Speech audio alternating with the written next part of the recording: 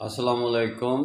हिप्नाटिज़म, telepathy और yoga different एक्सरसाइजें हैं, लेकिन हिप्नाटिज़म वाहद एक्सरसाइज है कि जो सिर्फ़ आँखों की एक्सरसाइज है और आँखों के ज़रिए हिप्नाटाइज किया जाता है। तो हिप्नाटिज़म की एक्सरसाइज के लिए आपको यानी 1.5 फुट मरबा का एक एवरी कार्ड लेना पड़ेगा वाइट कलर का।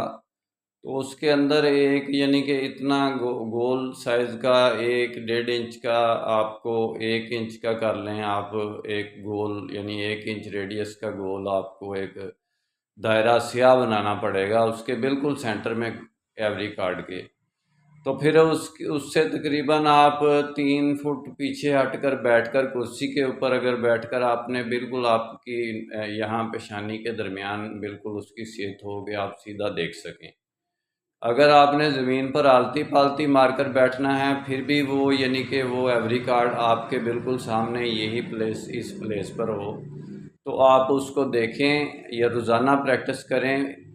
प्रैक्टिस करते जाएंगे आप तो वो धुंधलका सा होता जाएगा, साइडों से धुंधलका होता जाएगा, उसके आगे चीज़ें आती जाएंगी। आखिरकार एक दिन वो जो नुक्ता गोल काला ब्लैक बना होगा वो बिल्कुल एवरी कार्ड से गायब हो जाएगा। आपको ऐसे नज़र आएगा कि एवरी कार्ड सारा वाइट है। ये मैं प्रैक्टिस कर चुका हूँ और मैं यानी कि प्रैक्टिस करता था तो मैं चंद मिनट में ही वो नुक्ता गायब कर देता था। ये आज से 30 साल पहले की बातें हैं।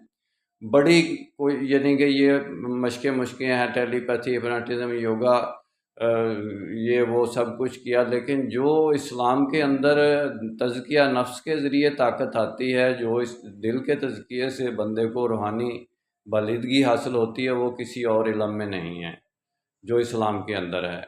इंशाल्लाह डिटेल में बात फिर होगी। मेरा काम इस्लामिक वर्ल्ड की अमन और यूनाइटी का है। निस्बत, वहदत, खिदमत, खैर के साथ। अल्लाह हाफ़िज़।